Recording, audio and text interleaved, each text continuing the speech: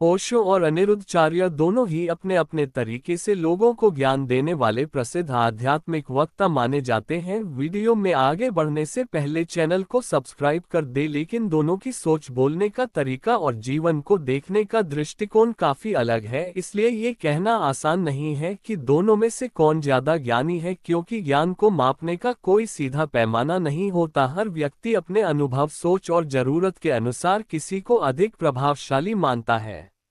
ओशो का असली नाम रजनीश था। उन्होंने ध्यान, प्रेम, स्वतंत्रता और मनुष्य की चेतना पर बहुत गहराई से बातें की। उनका तरीका पारंपरिक संतों से बिल्कुल अलग था। वे कहते थे कि मनुष्य को डर और अंधविश्वास से मुक्त होकर जीवन जीना चाहिए। उन्होंने लोगों को ये सिखाया कि जीवन का आनंद लेना भी आध्यात्म का हिस्सा है। वे केवल पूजा पाठ तक सीमित नहीं रहे, बल्कि उन्होंने मनोविज्ञान, राजनीति, धर्म, समाज और प्रेम जैसे विषयों पर भी हजारों प्रवचन दिए। उनके विचारों में तर्क और विद्रोह दोनों दिखाई देते हैं।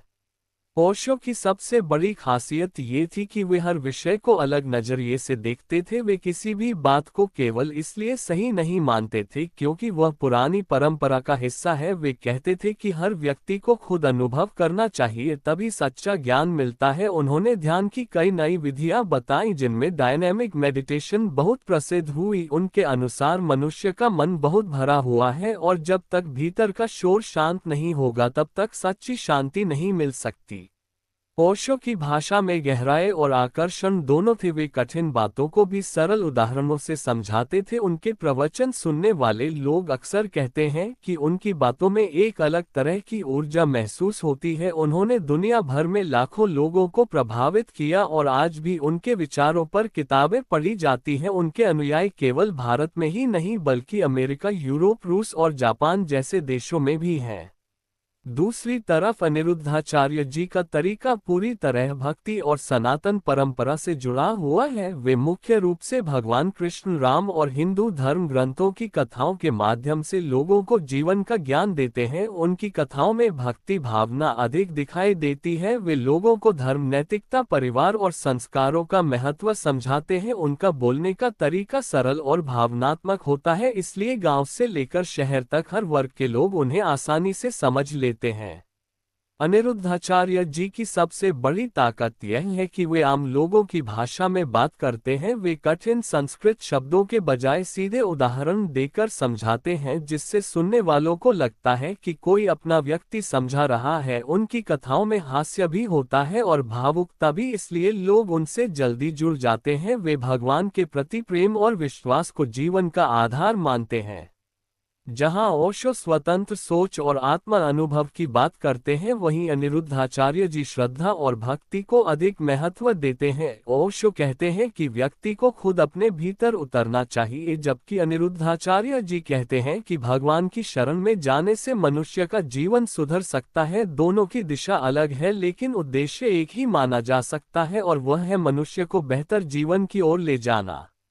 अगर ज्ञान की बात केवल किताबों और विचारों की गहराई से की जाए तो बहुत से लोग ओशो को अधिक दार्शनिक और गहरा विचारक मानते हैं, क्योंकि उन्होंने हजारों विषयों पर विस्तार से चर्चा की। वे केवल धार्मिक कथाओं तक सीमित नहीं रहे। उन्होंने बुद्ध, महावीर, कृष्ण, जीसस, मोहम्मद, कबीर, नानक और सूफी संतों तक पर अपने विचार रखे। वे पश्चिमी दर्शन और आधुनिक विज्ञान की बातें भी करते थे, इसलिए पढ़े लिखे और बौद्धिक वर्ग के लोग अक्सर उनके विचारों से प्रभावित होते हैं। लेकिन अगर ज्ञान का मतलब लोगों के जीवन में आस्था, नैतिकता और भक्ति जगाना माना जाए तो अनिरुद्धाचार्य जी भी बहुत प्रभावशाली माने जाते हैं। उनके प्रवचन सुनकर कई लोग धर्म और पूजा पाठ की ओर लौटते हैं। वे परिवार और समाज को जोड़ने वाली बातें करते हैं, इसलिए साधारण परिवारों में उनकी लोकप्रियता तेजी से बढ़ी है।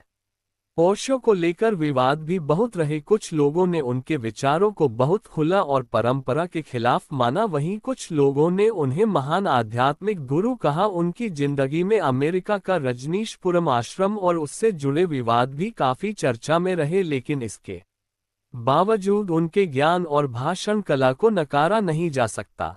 अनिरुद्धाचार्य जी के साथ ऐसा बड़ा विवाद नहीं जुड़ा है। वे अधिक पारंपरिक संत की छवि रखते हैं और धार्मिक कथाओं के माध्यम से लोगों तक पहुंचते हैं। उनका प्रभाव मुख्य रूप से हिंदू समाज और भक्ति मार्ग में अधिक दिखाई देता है।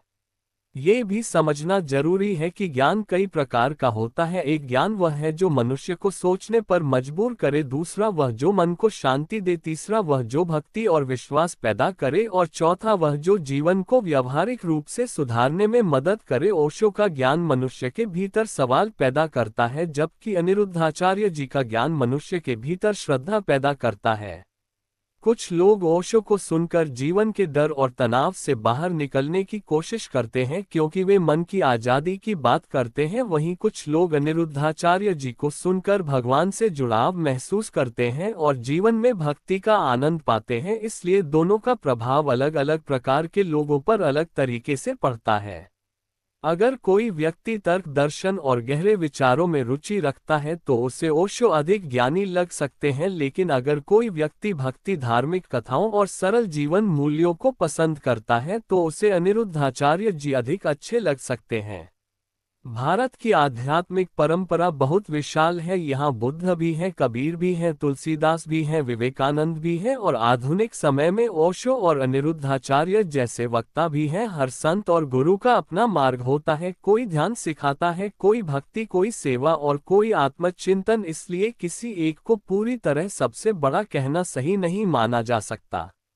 अंत में यही कहा जा सकता है कि ओशो और अनिरुद्धाचार्य दोनों अपने अपने क्षेत्र में प्रभावशाली हैं। ओशो को गहरे दार्शनिक विचारों और स्वतंत्र सोच के लिए जाना जाता है, जबकि अनिरुद्धाचार्य जी को सरल भक्ति और धार्मिक प्रेरणा के लिए पसंद किया जाता है। कौन ज्यादा ज्ञानी है, इसका उत्तर व्यक्ति की सोच और पसंद पर निर्भर करता है, क्योंकि जिसे तर्क पसंद है वह ओशो को चुनेगा और जिसे भक्ति पसंद है वह अनिरुद्धाचार्य जी को अधिक श्रेष्ठ मानेगा।